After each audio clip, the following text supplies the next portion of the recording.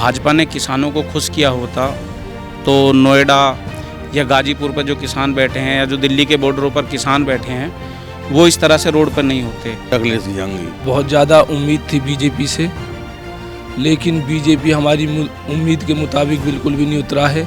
नमस्कार, मेरा नाम राहुल सिंह है और आप ये न्यूज़ नाउ इंडिया का स्पेशल शो यूपी का यज्ञ देख रहे हैं, जहां बातें होती हैं चुनावी मुद्दों की, नेता नगरी की, साथ में जनता का मूड भी जानने की कोशिश होती है।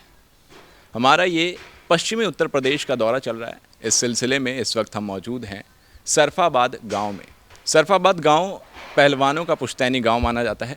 कई सारे दिग्गज पहलवान यहाँ पर हुए हैं, जैसे कि पहलवान मलखान, चेता और बलवंता।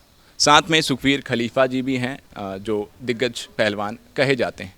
ये गांव वही है जो 81 गांव में आता है, जिनका प्रदर्शन लगातार पिछले 1-2 महीने से नोएडा प्राधिकरण के खिलाफ जारी है। तो शुरुआत करते हैं बातचीत की। सबसे पहले हमारे साथ ताऊ जी मौजूद हैं।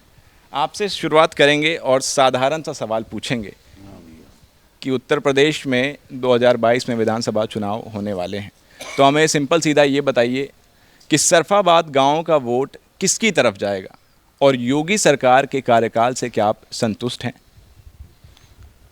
सबसे ज़्यादा वोट भी अखिलेश जंगी। अच्छा, हाँ, अखिलेश यादव जी। यादव जी। चलिए, अच्छा मुझे आप बता सकते हैं क्यों आपने अखिलेश यादव का नाम लिया?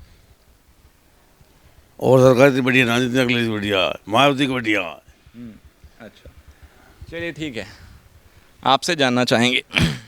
तो सबसे पहले तो मुझे ये बताइए कि सरफाबाद गांव की कुछ दिक्कतें क्या क्या हैं यहाँ पर। जैसे कि ऑफ कैमरा हमारी आपसे बातचीत चल रही थी, आपने बताया लाइटें नहीं हैं और डेंगू का माहौल चल रहा है, कोई भी धुआं या दवा का छिड़काव नहीं होता है। तो कुछ दिक्कतें बताइए और सरफाबाद गांव के बारे में थोड़ा सा हमें बताइए। सरफाबाद गांव काफ़ी पुराना गांव है। हमारा गांव यादव बहुबलीय क्षेत्र है। यहाँ पर गांव में सबसे ज़्यादा यादव हैं, मतलब और भी कास्ट हैं लेकिन यादव ज़्यादा हैं। लेकिन यहाँ सभी में भाईचारा है। जैसे गांव होता है, गांव में मैं ब्राह्मण हूँ तो सब में भाईचारा है। ऐसा कोई नहीं है कि गांव में सब अलग हैं या गांव में कोई किसी से अलग है। गांव में सबसे बड़ा मुद्दा है विकास का। जो यहाँ का सबसे बड़ा मुद्दा था कि गांवों से नोएडा प्राधिकरण ने प्रधानी छीन ली।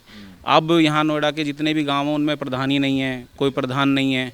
और भी बहुत सारी समस्याएं, जैसे रोडों को लेकर, साफ़ सफाई को लेकर, रोडों पे स्ट्रीट लाइट नहीं है। हमारे जो सुखवीर खलीफा जी हैं उनका अखाड़ा है, उस पे हमने कई बार लिखित में नोएडा अथॉरिटी में भी शिकायतें की हैं कि जी वहाँ पे स्ट्रीट लाइट नहीं है, रोडों पर लाइट नहीं है। आप वहाँ पे जाके देखिए, रात को आप निकल भी नहीं सकते, वहाँ इतना डर लगता है जहाँ पे पहलवान सभी रहते हैं।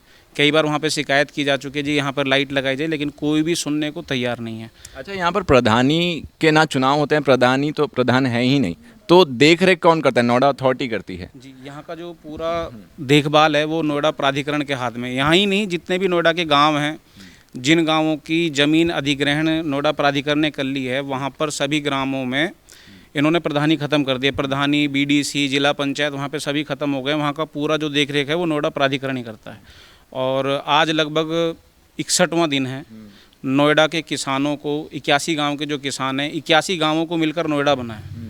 81 गांव के सभी किसान नोएडा प्राधिकरण पर 61 दिनों से धरना दे रहे हैं और रोज़ाना मांग अपनी उठा रहे हैं। और कोई नाजायज़ मांग नहीं है, वो करार हैं जो नोएडा प्राधिकरण ने ज़मीन लेते वक्त किसानों से किए थे।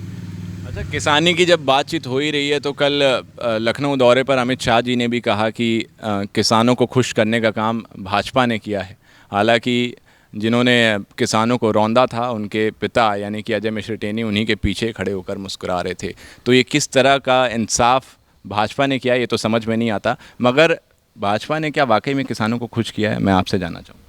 अगर भाजपा ने किसानों को खुश किया होता तो नोएडा या गाजीपुर पर जो किसान बैठे हैं या जो दिल्ली के बॉर्डरों पर किसान बैठे हैं वो इस तरह से रोड पर नहीं होते। यहीं आप बात कर लीजिए गौतम बुद्ध नगर की। यहाँ 81 गांव आते हैं नोएडा में। गौतम बुद्ध नगर से सांसद भाजपा के हैं। तीनों विधायक, जेवर, दादरी और नोएडा, तीनों विधायक भाजपा के हैं। लेकिन उसके बावजूद भी अगर किसान रोड पर बैठ के पिछले 61-62 दिनों से धरना दे रहा है और उनकी बातों को जनप्रतिनिधि जानते हैं। 2018 में महेश शर्मा जी ने अनशन तुड़वाया था और ये कहा था कि हम आपके सभी मुद्दे सुलझा देंगे, जो भी आपके मुद्दे हैं हम आपकी मांगों को मानते हैं और उन्हें हम पूरा कर देंगे।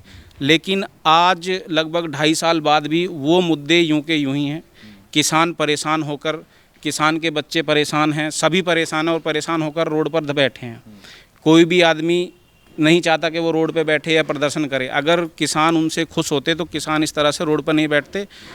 इनका सिर्फ एक है कि हवा में ये लोग बात करते हैं, प्रत्यक्ष रूप से कोई भी किसानों का मुद्दा इन्होंने आज तक नहीं सुलझाया है। जो सच्चाई है वो यही है। ठीक है, चलिए और कुछ लोगों से बातचीत करेंगे। आपसे बात करना चाहेंगे, पहलवान जी हैं, आपका नाम? सुबोध यादव। सुबोध जी, तो सुबोध जी सबसे पहले तो मुझे ये बताइए कि सरफाबाद गांव में खेल को लेकर के क्या क्या सुविधाएं दी गई हैं? कोई सुविधाएं हैं या नहीं हैं? वैसे तो एक सुरखाबाद गांव में एक वो है, स्टेडियम है, जो कि 2016 में अखिलेश यादव जी ने बनवाया था, तो वो क्या कारगर है, अभी चल रहा है या फिर बंद है? अभी पिछली 5-6 साल से वो तैयार हो चुका है, लेकिन उसमें कोई भी सुविधा नहीं है, ना ही कोच की, ना ही कोई कुश्ती या किसी और खेल की कोई सुविधा है। बस खाली ऐसे ही है, बस उसकी देख रेख में गार्ड वार्ड छोड़ रखे हैं, बाकी कुछ भी नहीं है अभी उसमें स्टेडियम में। अच्छा, चुनाव को लेकर के क्या कहेंगे? देखिए 2022 में विधानसभा चुनाव उत्तर प्रदेश में आने वाले हैं। योगी जी के कार्यकाल कैसा लगा आपको? जी सच बताएं, हमें बहुत ज़्यादा उम्मीद थी बीजेपी से, लेकिन बीजेपी हमारी उम्मीद के मुताबिक बिल्कुल भी नहीं उतरा है। क्योंकि किसान हो या फिर बेरोजगारी हो, महंगाई हो, इनमें बिल्कुल ही असफल रही है बीजेपी सरकार। पेट्रोल डीजल आप देख रहे हो कितना ऊपर पहुंच चुका है। अब किसान की ज़्यादातर जो रोजी रोटी है वो डीजल से ही चलती है, डीजल से ही वो अपनी खेती करता है, तभी उसकी जीविका चलती है। और जो किसानों की मांगें हैं, नोएडा के किसान हैं, पिछले 61 दिन से नोएडा प्राधिकरण पर अपना धरना दे रहे हैं। ना तो कोई सांसद नोएडा का, ना विधायक अभी तक धरने पे नहीं पहुंचा है, और पहुंचना तो बहुत दूर की बात, अभी तक किसानों से उन्होंने बात भी नहीं करी है। कोई सुनने को तैयार नहीं है। किसान 3000-5000 की संख्या में रोज़ जाते हैं अथॉरिटी पे, कोई सुनने वाला नहीं है उनकी। चलिए ठीक है। अच्छा, महंगाई भी आजकल आप देख रहे हैं, दिन प्रतिदिन पेट्रोल डीजल के जो दाम हैं वो पैसे दर पैसे करके आज 100 पार हो चुका है। तो आपसे जानना चाहेंगे, महंगाई मुद्दा है क्या इस सरकार में कहीं? जी, महंगाई बहुत बड़ा मुद्दा है। बेरोजगारी है, महंगाई है, दोनों ही बड़े मुद्दे हैं। अब मान लीजिए पेट्रोल 100 प्लस हो चुका है, डीजल भी, और गैस सिलेंडर जो घरेलू रसोई में काम आता है डेली, वो भी 1000 के करीब पहुंच चुका है। तेल हैं, सरसों का तेल 200 प्लस है, दालें हैं 100 के करीब हैं। तो गरीब और मज़दूर कहाँ से अपनी रोजी रोटी चलाए? बहुत बड़ा मुद्दा है ये, जो महंगाई है। इसको सोचा था पब्लिक ने स्टार्टिंग में कि बीजेपी कुछ अच्छा करेगी गरीबों के लिए, लेकिन बीजेपी ने उल्टा परिणाम दिखाया, घटाने की जगह और बढ़ाया है। अच्छा, नरेंद्र मोदी जी ने भी एक बार अपने भाषण में कहा है कि हम किसानों की आय को दोगुनी कर देंगे। तो वैसे तो किसानों की यहाँ पर बातचीत हुई और किसान आप लोग भी हैं कहीं ना कहीं, तो क्या आय दुगनी हुई है क्या किसानों की? नहीं, आय कोई दुगनी नहीं हुई है। सिर्फ एक उनका झमेला था कि कैसी पब्लिक को अपनी तरफ रुझान करना है, लेकिन कोई धरातल पे कार्य नहीं हुआ है।